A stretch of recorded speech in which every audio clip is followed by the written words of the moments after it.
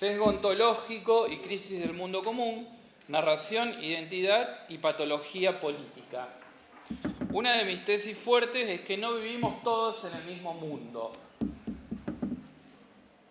Vivimos en mundos distintos. Ahora voy a defender un poco esa idea. Empiezo a leer entonces. El panorama político y social contemporáneo se encuentra atravesado por una polarización radical y una fractura de las condiciones elementales del diálogo público. Habitualmente, desde las ciencias sociales, la psicología cognitiva y cierta filosofía política, este fenómeno de disenso extremo se diagnostica bajo la rúbrica del sesgo cognitivo o la irracionalidad epistémica.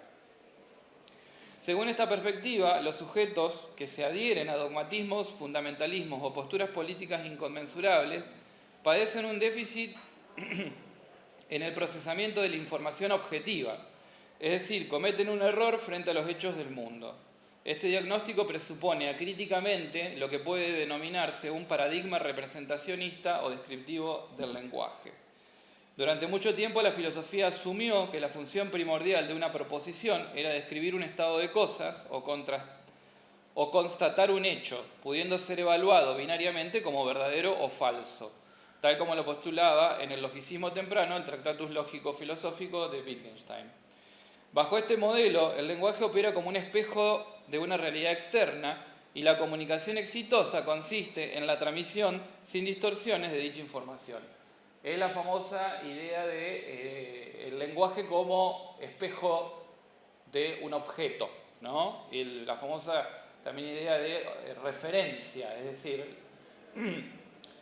cada palabra tiene un dato duro al cual refiere.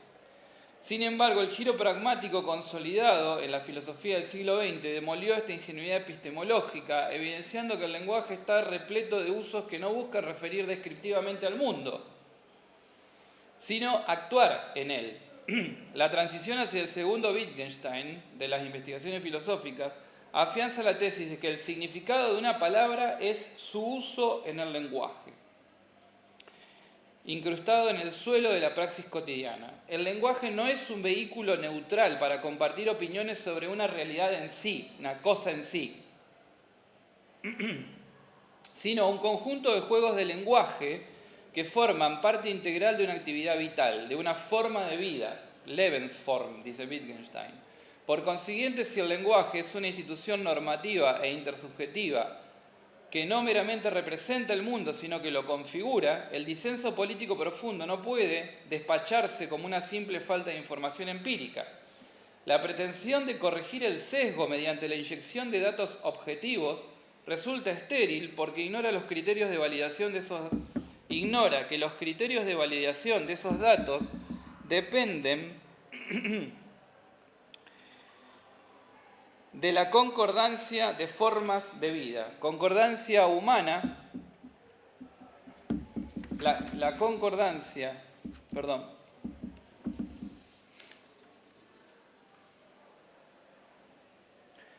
Entonces, concordancia humana que requiere un acuerdo en las formas de vida. Se integrará aquí la perspectiva nietzscheana, además, para evidenciar la génesis pulsional de las categorías de verdad. No, perdón. Se me mezclaron los... Entonces, la pretensión de corregir el sesgo mediante la inyección de datos objetivos resulta estéril porque ignora que los criterios de validación de esos datos dependen de la concordancia de formas de vida subyacentes al juego de lenguaje que se está empleando. La hipótesis central, entonces. La hipótesis general de este artículo sostiene que lo que habitualmente se denomina sesgo cognitivo es, en muchos de los conflictos políticos más agudos, la manifestación de una configuración ontológica del mundo y no una desviación de la racionalidad pura. Esta tesis se apoya de manera fundamental en la epistemología social derivada de la filosofía wittgensteiniana tardía, específicamente en Sobre la certeza, de Wittgenstein del año 69. Allí se demuestra que nuestras prácticas de justificación empírica no flotan en el vacío, sino que descansan sobre un andamiaje de certezas prereflexivas. como las llama Wittgenstein, proposiciones gozne, que fungen o que funcionan como el cauce o lecho del río por donde fluyen las proposiciones fluidas. Estas certezas fundamentales no son el resultado de la investigación, sino que conforman una imagen del mundo, heredada, a partir de la cual distinguimos lo verdadero de lo falso. En este sentido, un desacuerdo profundo no es una disputa sobre hechos empíricos contrastables, sino una divergencia, reitero esto es importante, un desacuerdo profundo en política, en lo que sea, no es una disputa sobre hechos empíricos contrastables, sino una divergencia en la mitología fundamental que canaliza la comprensión de la realidad. Y subrayo la palabra mitología. Cuando dos comunidades no comparten estas proposiciones gramaticales, las proposiciones goznes, el desacuerdo no puede dirimirse apelando a la razón, pues el principio mismo de la evidencia está en disputa. Como advierte Wittgenstein, cito, cuando lo que se enfrenta realmente son dos principios irreconciliables, sus partidarios se declaran mutuamente locos y herejes. Fin de la cita. Por lo tanto, el sujeto supuestamente sesgado exhibe fidelidad a su propia arquitectura ontológica. A esta dimensión gramatical debe sumarse la agudeza de la genealogía de Nietzsche para una cabal ontología política.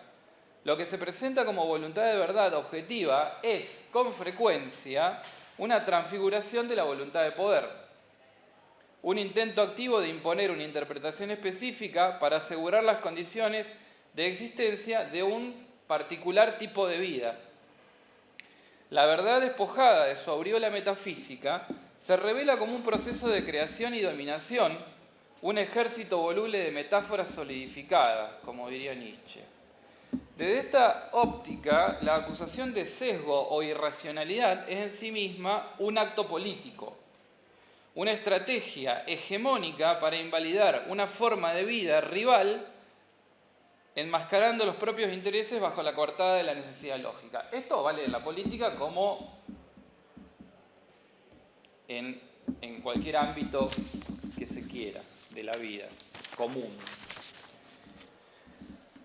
Voy a ir acortando, ¿no? Bueno, punto 2, de la falacia descriptiva a la ontología política del lenguaje. Para comprender la naturaleza ontológica del disenso político contemporáneo, resulta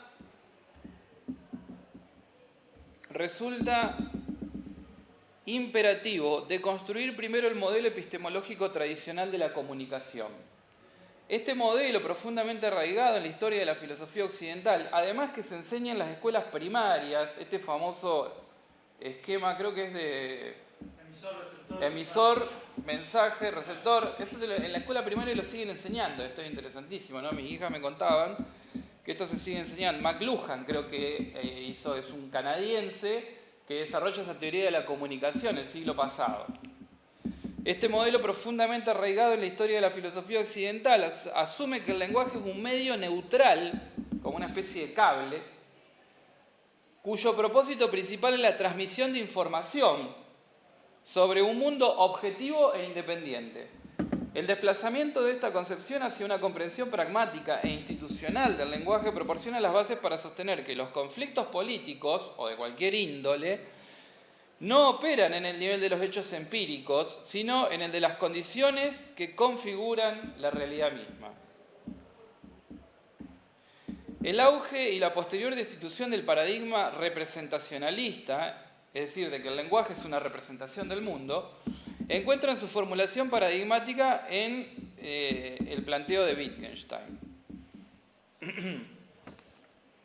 El agotamiento de este paradigma representacionalista se evidencia en el giro pragmático a mediados del siglo XX, sobre todo con John Austin, que escribió ese famoso libro o discurso que se llama Cómo hacer cosas con palabras.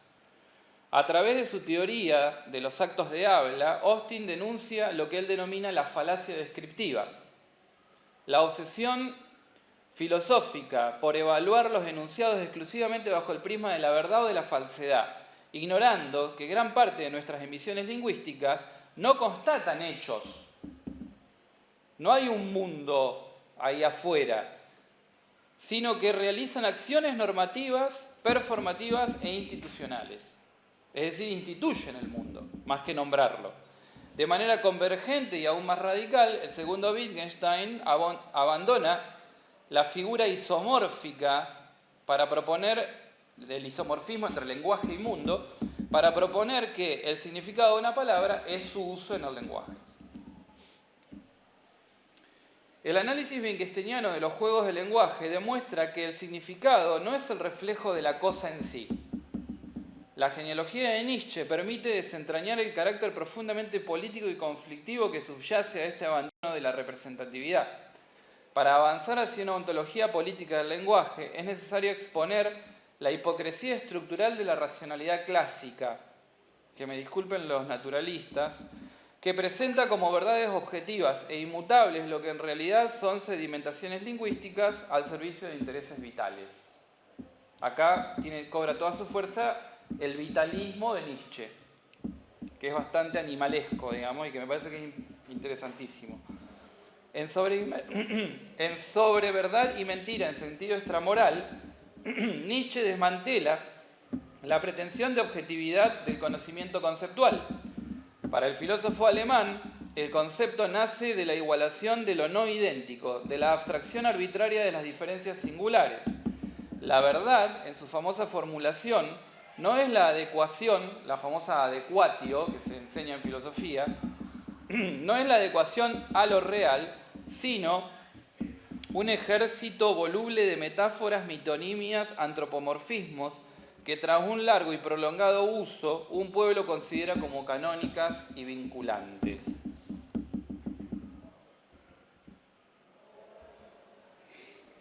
Lo que Nietzsche devela es la génesis pulsional de la normatividad lógica. Detrás del impulso hacia el conocimiento y la verdad objetiva, en este sentido Nietzsche junto con Freud y Marx es interesantísimo porque ven detrás de la pulsión lógica, por así decirlo, la pulsión vital o animal que está detrás, que generalmente se finge demencia y se dice, no, eso no está, eso no existe. Ese es el gran descubrimiento de Freud, digamos. Y por eso es interesantísimo los aportes que puede hacer la psicología desde el punto de vista freudiano. Detrás del impulso hacia el conocimiento y la verdad objetiva, no opera una razón pura y desinteresada, sino la voluntad de poder. El filósofo o el político que erige una verdad no está descubriendo la arquitectura del mundo, sino intentando petrificar el fluir del devenir, del caos del mundo, para hacerlo calculable y útil a una determinada tipología fisiológica o cultural. Los grandes sistemas filosóficos y las narrativas políticas totalizadoras son, bajo esta hermenéutica de la sospecha, confesiones inconscientes e imposiciones hegemónicas. Esta interjección nietzscheana complementa la pragmática wittgensteiniana. El lenguaje institucionaliza valores y recubre de necesidad lógica aquello que originalmente fue una imposición de poder o un intento de dominación. Pensemos cuando a los niños se les enseñan cosas, ¿no? Se les impone una determinada forma de nombrar el mundo, etc. Es lo que hacemos los buenos padres, digamos. Quien detenta el poder de nombrar y fijar el uso de las palabras está de facto instaurando los límites de la realidad políticamente inteligible. En consecuencia, el debate político disfrazado de un intercambio de información, de datos objetivos, oculta una lucha sorda por imponer una interpretación específica del mundo como la única gramática válida para todos.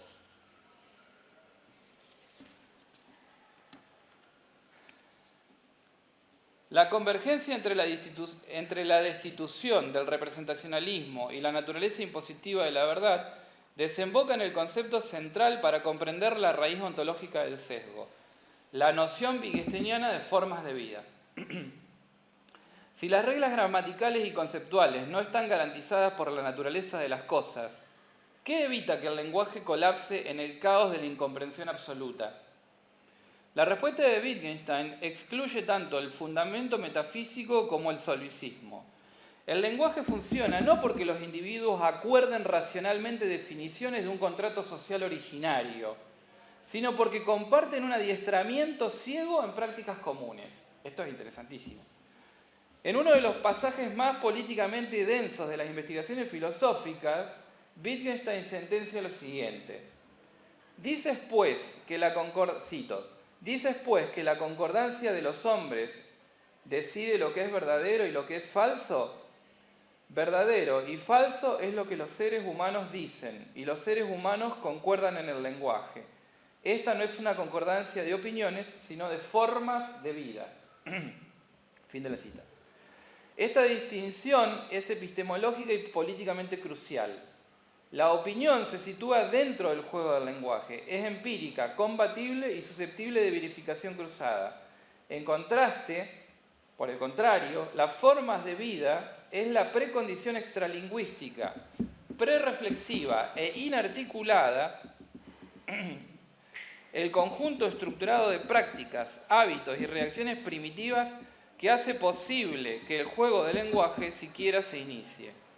Constituye el suelo áspero e infundado sobre el cual nuestra pala se tuerce cuando intentamos cavar más hondo en busca de razones últimas. Si proyectamos esta ontología hacia la esfera política, el corolario es radical. El entendimiento mutuo presupone una sintonía ontológica en la praxis vital. Es decir, en los partidos, además esto es interesante porque es así, los partidos políticos comparten formas de vida. La gente que pertenece a un mismo partido político o la gente que pertenece a un mismo grupo religioso comparten en el fondo formas de vida. Por eso pueden nombrar con el lenguaje ciertas cosas como diciendo esto es así. Porque en el fondo están compartiendo formas de vida más que datos crudos de la realidad del mundo. Que me diga la pared blanca, ¿no? Por eso los terraplanistas dicen que la Tierra es plana y entre ellos les encanta decir esas cosas, ¿no? Porque eso es una forma de vida, no es una descripción del mundo.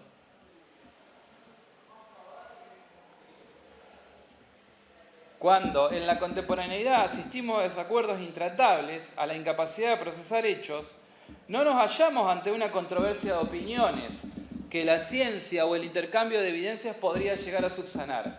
Nos enfrentamos a una fractura en las formas de vida. Por eso también los desacuerdos políticos son tan graves, por así decirlo.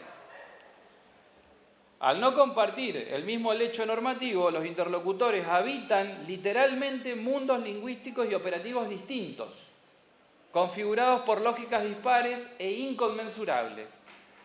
De esta forma, el lenguaje político se revela ante todo como un comportamiento sociopolítico constitutivo.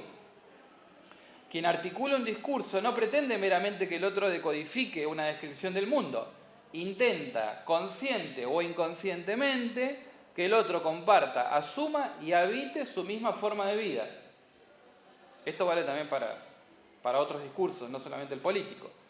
La comunicación política no es informativa, o la comunicación de cualquier tipo, sino que constituye una exhortación ontológica.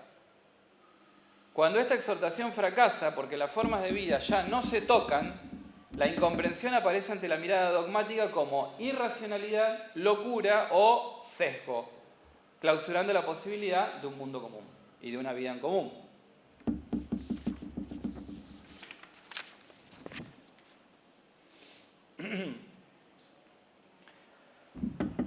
El corolario ineludible de la concepción ontológica de los cimientos del lenguaje es el fenómeno de la inconmensurabilidad ante el encuentro de formas de vida dispares. En esto quiero también insistir, en la inconmensurabilidad.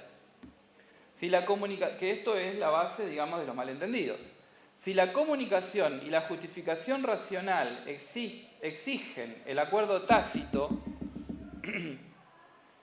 no solo en las definiciones, sino también en los juicios y en todos los métodos de verificación, cabe preguntarse qué sucede en los casos extremos de ruptura de este sentido común. En el ámbito de la filosofía política,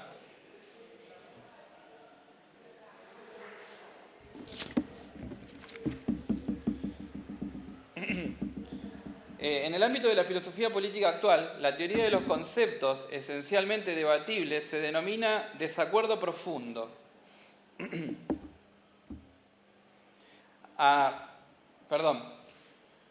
Se denomina desacuerdo profundo a aquellas controversias en las que las partes no comparten los procedimientos de resolución ni el trasfondo normativo básico. Cuando se enfrentan dos sistemas de goznes que no tienen intersección, la argumentación lógica pierde tracción. La demostración se vuelve estéril porque toda evidencia presentada es sistemáticamente invalidada por las reglas de evidencia del marco contrario. Wittgenstein describió este colapso de la inteligibilidad mutua con extrema lucidez. Esta cita de Nietzsche que ya dije, cuando dos principios irreconciliables se encuentran, cada uno declara al otro como loco o hereje.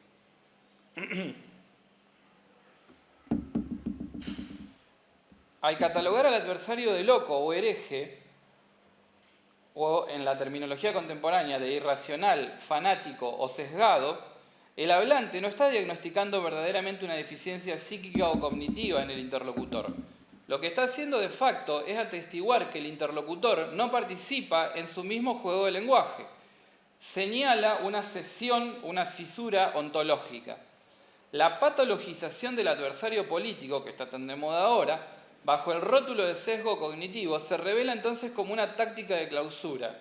En lugar de reconocer la discrepancia estructural que emana del choque de distintas formas de ver el mundo, o imágenes del mundo, se impone de manera hegemónica la métrica del propio juego de lenguaje sobre una praxis que le es ajena. Aquí resuena el eco de la voluntad de poder de Nietzsche. La anatomía del sesgo es genuinamente la anatomía de la identidad normativa que nos constituye. La incomprensión radical no surge de una carencia de datos, sino de la adhesión inquebrantable a las certezas fundamentales sin las cuales el mundo de un sujeto carecería de sentido. Ante este panorama donde la lógica demostrativa fracasa irremediablemente y amenaza con derivar en violencia o aislamiento, surge el imperativo de indagar en las verdaderas consecuencias patológicas de esta ruptura del mundo común y en las formas alternativas, no coercitivas, de restituir el lazo social.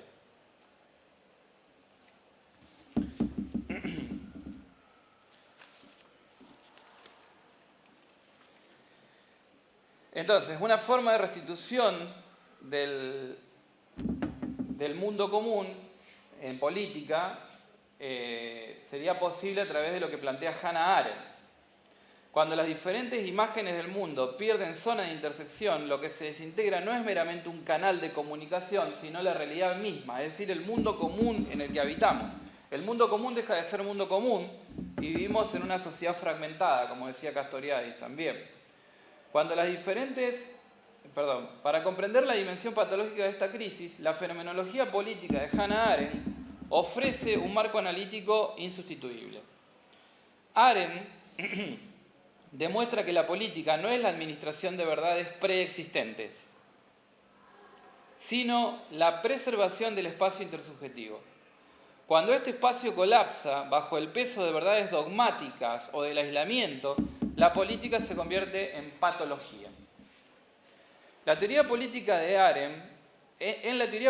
Arendt, el concepto de mundo carece de connotaciones naturalistas o puramente físicas. El mundo no es la tierra que habitamos como especie biológica, sino el artefacto humano por excelencia. Es el entramado institucional, narrativo y relacional que se erige entre los individuos, in between, dice Arendt. La crisis política contemporánea puede diagnosticarse bajo esta luz, como una profunda pérdida de mundo común. Esta alienación ocurre cuando los sujetos, ya sea por repliegue filosófico y religioso hacia una pura interioridad o por dinámicas de desposesión de la modernidad capitalista, pierden su arraigo en el entramado común. Al sustraerse de esta esfera pública, el individuo pierde la capacidad de validar intersubjetivamente sus percepciones. La realidad del mundo para Arendt no está garantizada por la percepción sensorial privada. sino por el hecho de que el mundo es visto y oído en una pluralidad de perspectivas. Así es como surge, ahora lo vamos a ir viendo, el idiota. Ahora voy a explicar qué es un idiota. Cuando la polarización disuelve los...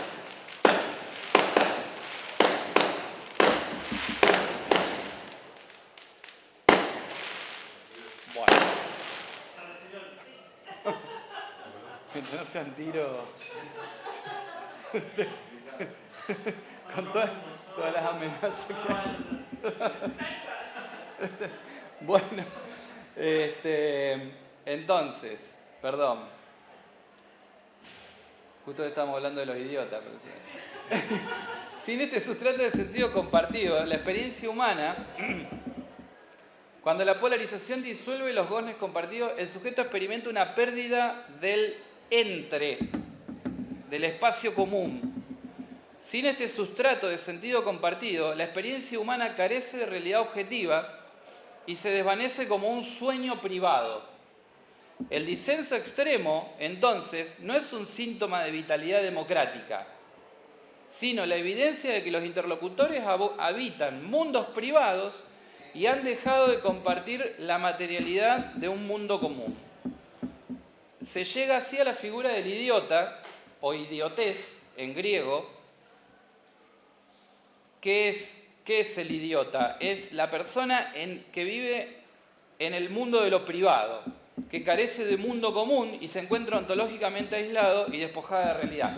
La palabra idiota en griego significa eso, la persona que se dedica solo a sus asuntos privados. Recién en el siglo XVII, en Francia, se introdujo el término idiota en un manual de medicina como una cuestión, digamos, de debilidad mental, digamos. Pero en realidad, en la antigüedad, el idiota era el que se dedicaba solamente a los asuntos privados.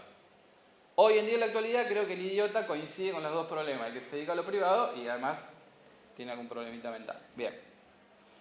Frente a... Es decir, yo creo que la excesiva dedicación a lo privado idiotiza, en el sentido de debilidad mental. Frente a esta alienación, la reacción instintiva del racionalismo ilustrado y de la filosofía tradicional no ha sido intentar suturar la brecha apelando a la verdad objetiva y a los datos científicos como fundamento de la política. Sin embargo, desde una lectura conjunta de Wittgenstein y Arendt, esta maniobra no solo es epistemológicamente estéril, sino políticamente destructiva. Arendt advierte que la verdad objetiva, aquella de índole matemática, lógica o empírica estricta, 2 más 2, 4, posee un carácter inherentemente coercitivo y despótico cuando se traslada al ámbito de lo político.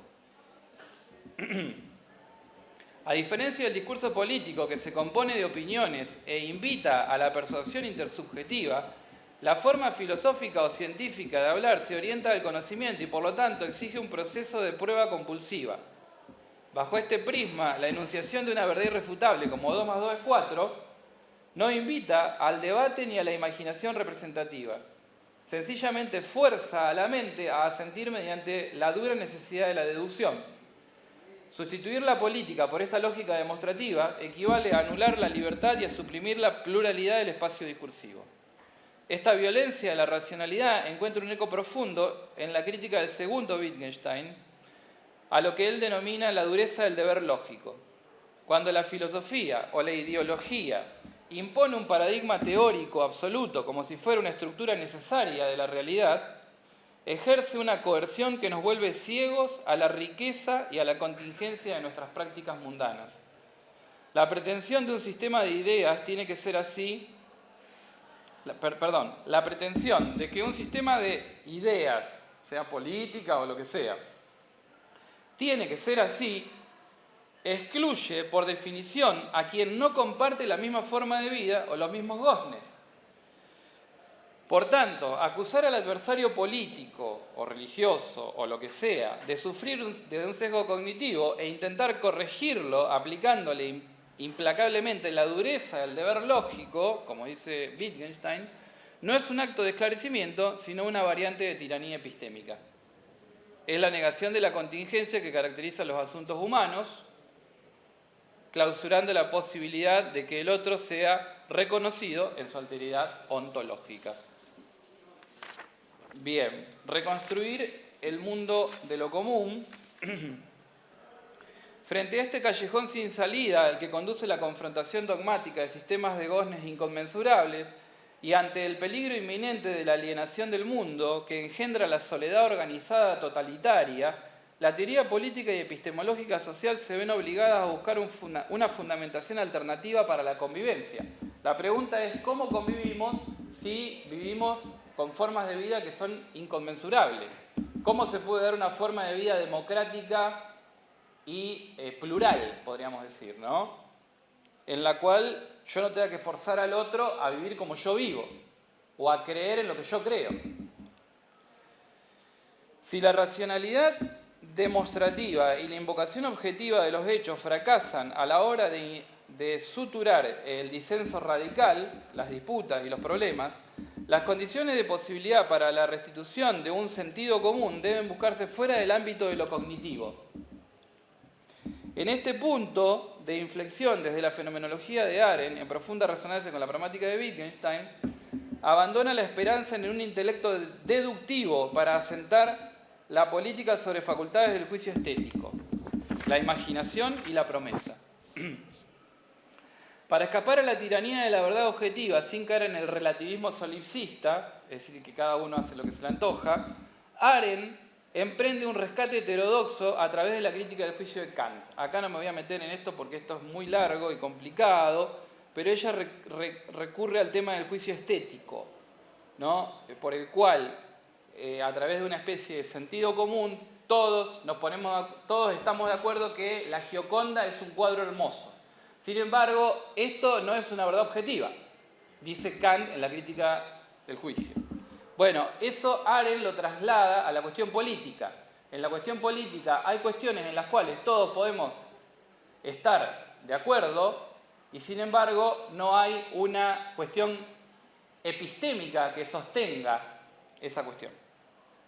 Entonces, no voy a ir ahí porque es mucho lío. En realidad lo que va a decir Arendt es un poco en consonancia con lo que plantea es que no hay una regla universal para acordar cuestiones. No existe una regla que garantice el acuerdo universal. ¿Cuál es el mecanismo mediante el cual el juicio político logra cruzar el abismo de las discrepancias ontológicas? Pregunta Arendt. La respuesta reside en la imaginación y en el ejercicio de lo que Arendt denomina mentalidad ampliada o pensamiento representativo. La imaginación productiva permite hacer presente lo que está ausente. Es la capacidad de liberarse de las ataduras de las condiciones privadas inmediatas para visitar, mediante una representación mental, los puntos de vista ajenos. A través de la imaginación, yo de alguna manera me pongo en el lugar del otro, diría Arendt. Esta operación no debe confundirse con una mera empatía psicológica, sentir lo que el otro siente, sino que constituye un esfuerzo cognitivo espacial. Consiste en imaginar cómo se le aparece el mundo a otro desde su específica posición ontológica y social. A partir de esta mentalidad ampliada, el lenguaje político abandona su función de reporte informativo para asumir plenamente su dimensión de persuasión retórica. Desde que el juicio político no puede forzar el acuerdo mediante un silogismo lógico, el hablante debe persuadir o cortejar el consentimiento de los demás. La conversación política deviene así una insinuación a compartir formas de vida. Por eso acá habla de cortejo, como un hombre corteja a una mujer, o una mujer se insinúa a un hombre para compartir formas de vida común. Esta dinámica de persuasión no coercitiva encuentra un extraordinario paralelo en la filosofía de Wittgenstein. Cuando dos principios irreconciliables chocan y las razones se agotan, Wittgenstein sostiene que al final de las razones está la persuasión. Más aún, en sus reflexiones estéticas y psicoanalíticas, Wittgenstein insiste en que las explicaciones no causales operan mediante la presentación sinóptica de casos intermedios, intentando cambiar el estilo de pensar del interlocutor hasta que logre ver las conexiones y se produzca la satisfacción del asentimiento. El momento en el que algo encaja, cuando se hace clic y se persuade al sujeto. Así, tanto para Arendt como para Wittgenstein, reconstruir la convivencia política no es una tarea de demostración dogmática, sino el frágil arte de seducir a otro para que amplíe sus propios goznes o acepte habitar, aunque sea representativamente, un paisaje conceptual distinto. Voy a ir a las conclusiones y ya terminamos con todo esto. El recorrido analítico desarrollado a lo largo de este artículo ha buscado desarticular uno de los prejuicios más arraigados en el análisis político contemporáneo, la reducción del disenso radical a un mero problema de sesgo cognitivo o déficit en el procesamiento de la información. Al desplazar la mirada desde una epistemología representacionista hacia una ontología política del lenguaje, se ha demostrado que la incomprensión y la polarización extrema no surgen primariamente de la irracionalidad o la mala fe de los actores, sino de una discrepancia estructural en los cimientos mismos que configuran la realidad. Hemos argumentado que la racionalidad humana no opera en el vacío, sino que gira en torno a un eje de proposiciones goznes inarticuladas y asimiladas a través de la praxis, las cuales conforman formas de vida irreductibles. La primera conclusión fundamental es, por tanto, la necesidad de abandonar el modelo comunicativo basado en la demostración de datos fácticos neutrales frente al conflicto político profundo. Como se expuso a partir de la filosofía del segundo Wittgenstein, los seres humanos concuerdan en el lenguaje no mediante una coincidencia intelectual de opiniones, sino mediante una concordancia en formas de vida. Cuando estas formas de vida se bifurcan al punto de la inconmensurabilidad, la invocación a los hechos objetivos pierde su fuerza probatoria, pues lo que cuenta como evidencia pertenece intrínsecamente al sistema de referencias de cada imagen del mundo. En este escenario, acusar al otro de padecer sesgo cognitivo es, en el fondo, un ejercicio a la Nietzsche de la voluntad de poder. Un intento de imponer una gramática, la gramática propia, bajo el disfraz de una verdad universal.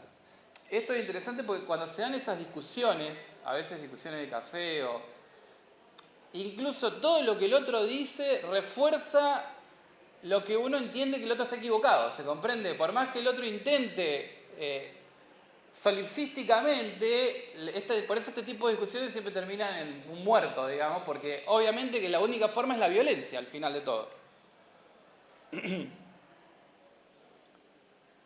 En segundo lugar, el análisis ha puesto de relieve los inmensos peligros patológicos que conlleva intentar resolver esta divergencia ontológica mediante la coerción lógica o científica. Siguiendo la fenomenología política de Arendt, hemos constatado que la imposición de una verdad objetiva e incontrovertible destruye el espacio político.